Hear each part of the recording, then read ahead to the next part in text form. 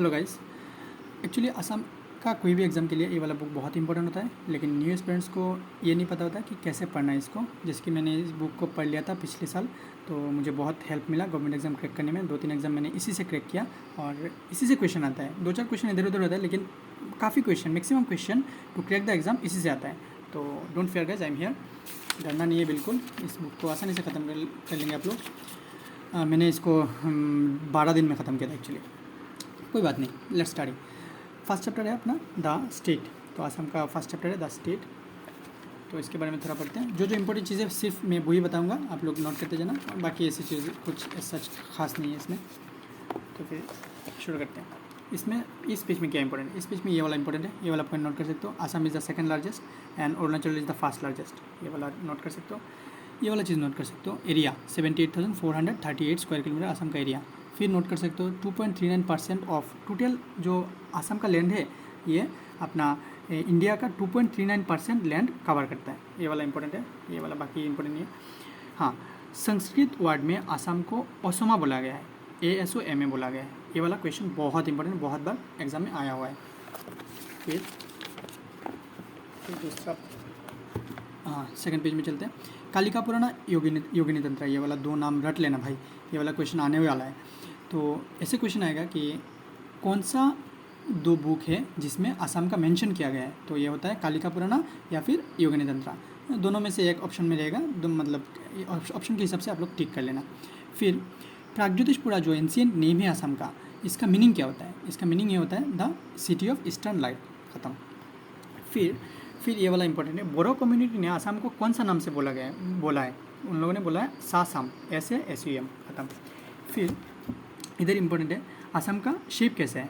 Assam valley का shape है T shape valley, जैसे कि इधर देख सकते ऐसे है, तो टी शेप है। तो बाउंड्री के हिसाब से असम टोटल 7 स्टेट के साथ अपना बाउंड्री शेयर करता है, और 2 कंट्री जैसे कि भूटान और बांग्लादेश के साथ अपना बाउंड्री शेयर करता है। और चिकन स्नैक वाला पार्ट इंपॉर्टेंट है। Assam is connected with the rest of Indian union by a narrow corridor called chicken's neck और बॉटल स्नैक। इसको शिलीगुड़ी कॉरिडोर भी बोला जाता है। फिर ख़त्म हो गया ये वाला पार्ट, इसमें ज़्यादा कुछ इंपॉर्टेंट नहीं है।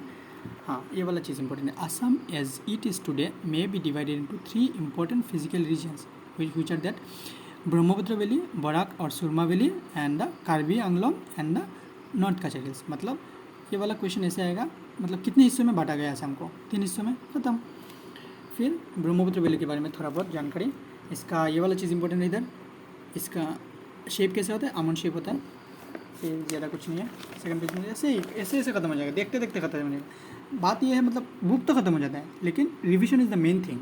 एग्ज़ाम के लिए, कोई भी एग्ज़ाम क्रैक करने के लिए रिवीजन मतलब बहुत ज़रूरी होता है। एक बार पढ़ो, 2 बार पढ़ो, फिर बार बार पढ़ते रहो जब तक एग्ज़ाम ख़त्म नहीं हो जाएगा। एग्ज़ाम ख़त्म नहीं, ये बुक बाइबल है, ये बुक को रट डालो, पी डालो, मतलब घुट के पी जाओ। फिर बराक वैली में आते हैं। The second valley of Assam is Barak valley which is also known as Surma valley. ये वाला इंपॉर्टेंट है। और ये वाला चीज़ इंपॉर्टेंट है, मतलब कार्बी मिला था ना, कार्बी प्लेटू मिला था थोड़ी देर पहले। इसको दो हिस्से में बांटा गया है, ईस्ट वैली और वेस्ट वैली। तो ईस्ट और वेस्ट को कौन सा मतलब रिवर अलग करता है? तो ईस्ट कार्बी और वेस्ट कार्बी को अपना कोपिली रिवर अलग करता है। और फिर और एक क्वेश्चन इधर से आ जाता है, असम को नागालैंड से कौन सा अलग करता है? कौन सा, मतलब कार्बी प्लेटू से नागालैंड को कौन सा रिवर अलग करता है? ये होता है धनसिरी रिवर। तो ये वाला एक्स्ट्रा इन्फॉर्मेशन है, नोट कर लेना। इधर ये जो 2 वैली है असम का, जैसे कि ब्रह्मपुत्र वैली और बराक वैली, इसको कौन सा चीज़ अलग करता है? ये सेपरेट करता है कार्बी हिल्स और नॉर्थ कचर हिल्स। ये ब्रह्मपुत्र और बराक के बीच में है, तो विच सेपरेट द 2 वैलीज। ख़त्म। फिर आते हैं ये वाला चीज़, बहुत इंपॉर्टेंट, बहुत बार क्वेश्चन आया हुआ है। लेके is the highest peak of Assam. मतलब इन असम का जो बोराइल रेंज है इसमें है लेके पीक, ये असम का हाइस्ट पीक है। और असम का क्लाइमेट कैसा है? Monsoon climate. ये वाला चीज़ नोट कर लेना। फिर चलते हैं पेज नंबर 22 में। लेट्स सी पेज नंबर 22 में क्या है। इसमें तो इतना ज़्यादा खास कुछ नहीं है। मेरा पेंसिल किधर गया? इसमें है, इसका रेनफॉल कितना होता है असम का? 178 to 305 सेंटीमीटर। ख़त्म। फिर आता है सबसे कम कहाँ होता है बारिश? सबसे कम होता है लंका लामडिंग डिस्ट्रिक्ट में, होजाई डिस्ट्रिक्ट अभी पहले था, अभी नौगांव डिस्ट्रिक्ट का लामडिंग शहर में होता है अपना सबसे कम बारिश। और मोसिनराम होता है ना, मोसिनराम में सबसे ज़्यादा बारिश होता है नॉर्थ ईस्ट में। और असम में बोले तो लामडिंग में सबसे कम बारिश होता है। ख़त्म। फिर बहुत इंपॉर्टेंट चीज़ यहाँ पे मिल गया भाई, यहाँ पे मिला है अपना तुंगखुंगिया बुरुंजी। तुंगखुंगिया बुरुंजी किसने लिखा था? श्रीनाथ द्वारा बरबरुआ ने लिखा था। ये वाला नहीं लिखा हुआ है, लिख लो, मैंने लिख लिया है। फिर कुछ इंपॉर्टेंट अर्थक्वेक है, 3 बार अर्थक्वेक हुआ, बहुत ही डिवास्टेटिंग था, बहुत ही डिस्ट्रॉयबल था। तो ये जो बराक रिवर मिला है, बराक रिवर का मतलब जो किनारा है इसको 15 फीट तक मतलब पानी ने डुबा दिया था। कौन सा अर्थक्वेक ने? ये वाला क्वेश्चन आता है। तो ये वाला है 1869 वाला अर्थक्वेक, और इसका एपिसेंटर कहाँ था? North Cachar hills. ये वाला बहुत इंपॉर्टेंट है। फिर आते हैं दूसरा अर्थक्वेक 1897 वाला। तो 1897 वाला अर्थक्वेक की वजह से चांदडुबी लेक बना था, जो गुवाहाटी के आसपास है। और फिर एक चीज़ नोट कर सकते हो, सिलसाकोट स्टोन ब्रिज जो है वो बिल्कुल डिस्ट्रॉय हो गया था इस मतलब अर्थक्वेक की वजह से। फिर आते हैं दूसरा वाला अर्थक्वेक, ये वाला 1950 वाला अर्थक्वेक बहुत इंपॉर्टेंट है। ये वाला चीज़ आ जाता है, इसका स्ट्रेंथ कितना था? 8.6 इन रिक्टर स्केल। ख़त्म। पेज नंबर 23 ख़त्म हो गया अपना। फिर चलते हैं पेज नंबर 24 में।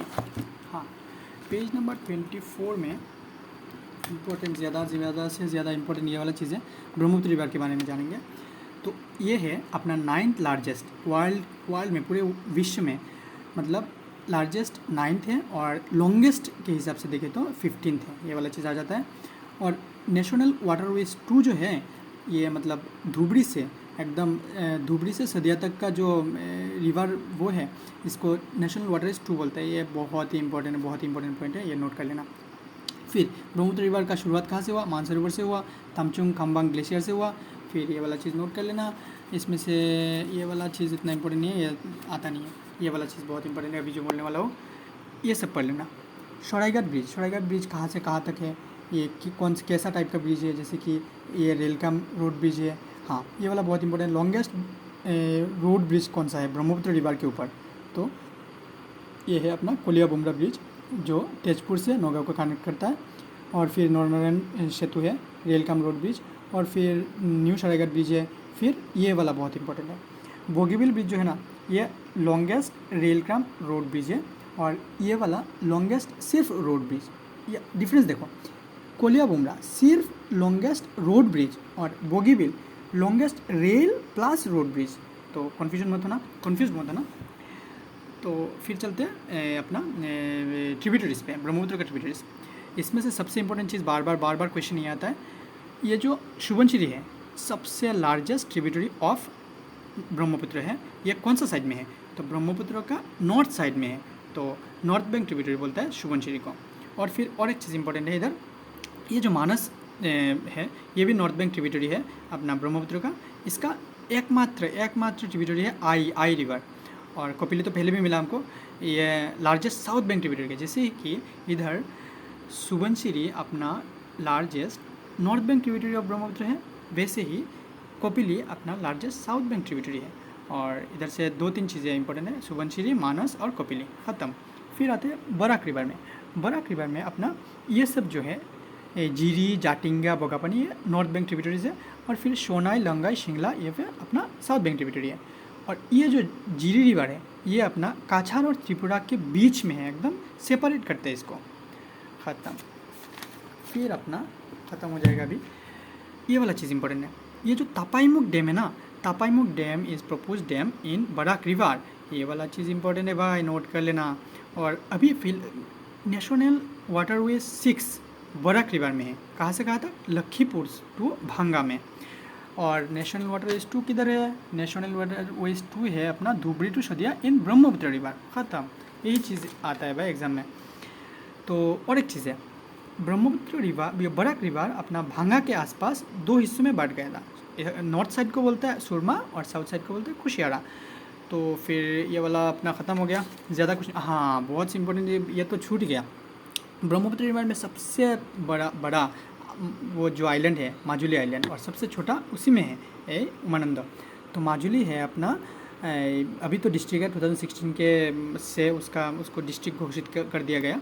तो माजुली आइलैंड अपना ब्रह्मपुत्र रिवर में है सबसे बड़ा, और सबसे छोटा भी माजुली मतलब ब्रह्मपुत्र रिवर में है, उसका नाम है उमानंद। ये वाला चीज़ नोट कर लेना, उमानंद सबसे छोटा, माजुली सबसे बड़ा island of world which is placed in Brahmaputra river. ख़त्म। फिर कल पढ़ेंगे हम बायोडाइवर्सिटी। तो आज के लिए इतना ही, टाटा बाय बाय। कैसा लगा वीडियो कमेंट करके बताना, और न्यू एक्सपीरियंस के लिए तो मुझे लगता है बहुत ही हेल्पफुल होगा, क्योंकि मुझे भी बहुत हेल्प मिला था इसी बुक से, और मैंने तो बार बार रिवाइज किया था। मेरा मतलब बुक का हालत ख़राब हो गया। मतलब प्रिपरेशन का स्ट्रेटेजी ये होना चाहिए, एक बार पढ़ो, दो बार पढ़ो, जितना बार एग्ज़ाम क्रैक नहीं होता है बार बार पढ़ते रहो, फिर देखना भाई एग्ज़ाम क्रैक नहीं कैसे नहीं होता है। तो फिर tata bye bye, see you tomorrow.